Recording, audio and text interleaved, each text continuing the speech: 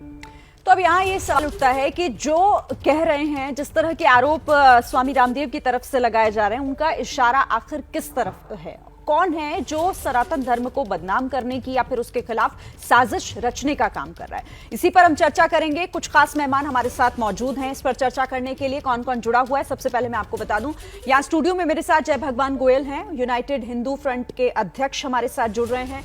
इसके साथ ही विश्व हिंदू परिषद के प्रवक्ता विनोद बंसल हमारे साथ जुड़ रहे हैं और राजनीतिक विश्लेषक दानिश कुरैशी को भी इस वक्त स्क्रीन पर आप देख रहे हैं। आप सभी का बहुत स्वागत है एबीपी न्यूज पर। शुरुआत में सबसे पहले जय भगवान गोयल जी आपके साथ कर लेते हैं। क्या लगता है आपको, जो बाबा रामदेव ने आज कहा, जो स्वामी रामदेव की तरफ से इशारा हुआ, वो इशारा किस तरफ? श्री जी, पिछले कुछ दिनों से जो हिंदुस्तान में एक वातावरण बनाने की साजिश चल रही है, उसी की तरफ बाबा रामदेव जी ने इशारा किया है। अभी थोड़े दिन पहले एनआईए ने पीएफआई का पूरा नेटवर्क ध्वस्त किया कि कैसे उन्होंने पूरे भारत को एक मुस्लिम राष्ट्र बनाने का ब्लूप्रिंट बना रखा है।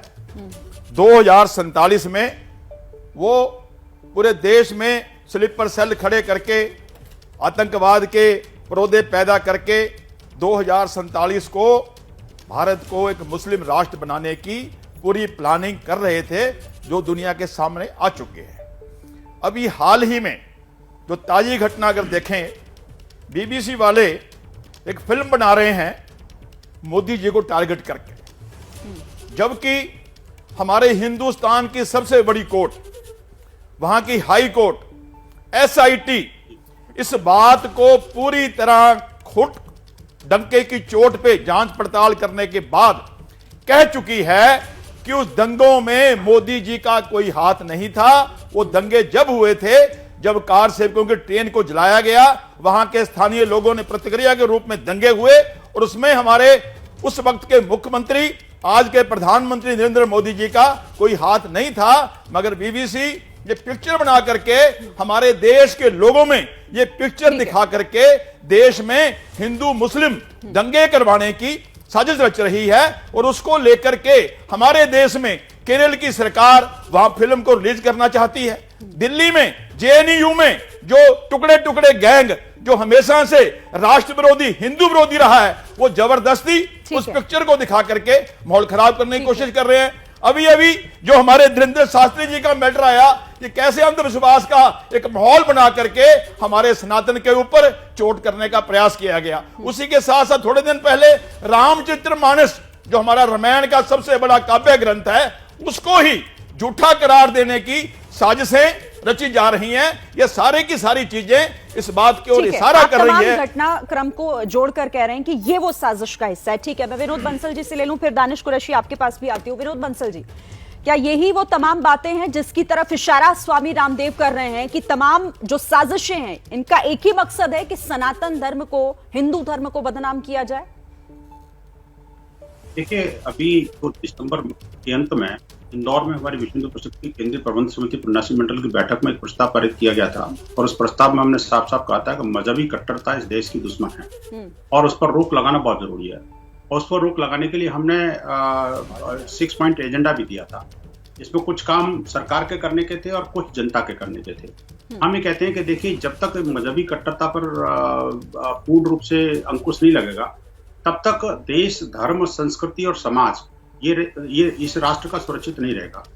और वही बात पूज्य स्वामी रामदेव जी ने कही है। और अभी जो जिस तरह से बागेश्वर धाम वाला मामला चल रहा है, उसमें तो चीजें और बिल्कुल एकदम निखर के सामने आ गई हैं।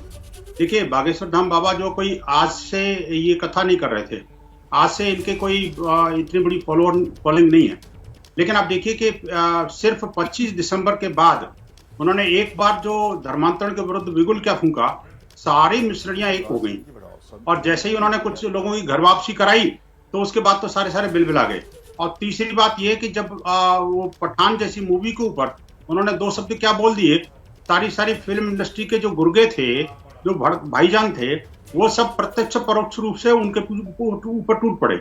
आप देखिए कि चारों तरफ से जिस तरह से धर्मांतरणकारी शक्तियां भारत को खाने पर तुली हुई हैं, और जिस तरह से विदेशी शक्तियां भी जो है लगातार हमारे कुछ भारतीय विपक्ष के द्वारा भी पल्लवित पुष्पित हो रही हैं, ये बेहद दुर्भाग्यपूर्ण मामला है। लेकिन यह कि देखिए, ये जो मजहबी कट्टरता है उसका मुकाबला भारत को डट के करना पड़ेगा। ठीक है। आप देखिए कल इंदौर के अंदर सरतन से जुदा के नारे लगे, और आप देखिए कि ये जो है ये बहुत ही विभत्स बात है कि अभी भी लोग जो है उस अपनी हरकत से बाज नहीं आ रहे। पैगंबर के नाम पर आखिरकार कितनी जाने लेंगे ये लोग? आप मुझे बताइए कि कितने ये जो लोगों का विभत्स कत्ल करेंगे, ये कितने लोगों को ये उमेश कोले और कन्हैया कुमार बनाएंगे? आखिरकार ये जो है ये इस तरह से जो लगातार घटनाएं घट रही हैं, उन्हीं घटनाओं को इंगित करते हुए शायद पूज्य स्वामी रामदेव जी ने इस बात को कहा है, और इस पर विराम लगना चाहिए। ठीक है, आप रहिएगा मेरे साथ। दानिश कुरैशी, आपका कमेंट। ये सारी जो बातें हो रही हैं, क्योंकि ये पूरा जो मामला धर्म से शुरू हुआ था, लेकिन अब ये धार्मिक आतंकवाद की तरफ बढ़ चला है स्वामी रामदेव के इस कमेंट के बाद, इस बयान के बाद। देखिए, सबसे पहले मैं दो बातें कहूंगा। एक तो बाबा रामदेव ने जो कहा है उस पर, लेकिन ने कहा कि देश का धर्म, संस्कृति और समाज सुरक्षित नहीं रहेगा। तो दरअसल दिक्कत क्या है कि आज गणतंत्र दिवस है, और अफसोस है मुझे कि गणतंत्र दिवस पर मुझे बंसल साहब को नसीहत देनी पड़ती है कि देश का कोई धर्म नहीं है, देश का एक ही समाज है, और देश का नागरिक समाज है, वही देश का नागरिक समाज है। ठीक है, और अगर उसका क्लैरिफिकेशन देना हो तो मुझे बता देना कि देश का कौन सा धर्म।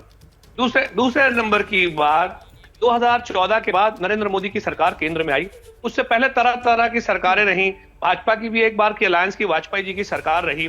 उस वक्त तक अभी कोई धर्म खतरे में नहीं आया, न सिर्फ हिंदू धर्म, लेकिन देश का कोई धर्म खतरे में नहीं आया। मिशनरियों का काम, अलग अलग तंजीमों का काम अपनी तरीके से चलता रहा, उसके खिलाफ सरकारों ने सख्तियां बरती और जो काम करना था वो करते रहे।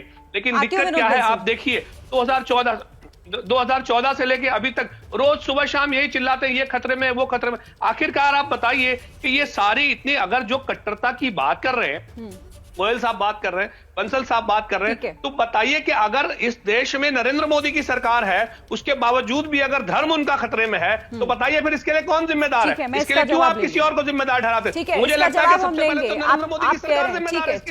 ठीक है, आप नरेंद्र मोदी की सरकार को इन तमाम चीजों के लिए जिम्मेदार ठहरा रहे हैं। हमारे साथ अतीकुर रहमान भी है, इस्लामिक स्कॉलर। अतीकुर रहमान जी, अभी आती हूं आपके पास, लेकिन उससे पहले जिस तरीके से ये पूरा जो विवाद है और जिस तरह से विवादों में चल रहे, बाबा धीरेन्द्र शास्त्री ने ही कुछ दिन पहले कहा था कि जो सनातन धर्म के विरोधी हैं वही उन पर निशाना साध रहे हैं। क्या मजबूरी है मेरी, बताइए। मैं अभी आपको बताती हूँ कि मैंने ओए होए होए होए, नमकीन के चटकारे लेते हुए टकटकी मार के डिबेट शो को पॉज रिपीट कर करके देख रहे हैं जोगिंदर जी। इनकी तरह आप भी देखें अपनी फेवरेट डिबेट्स को रिपीट कर, और डाउनलोड कीजिए एबीपी लाइव ऐप अपने स्मार्ट टीवी पर।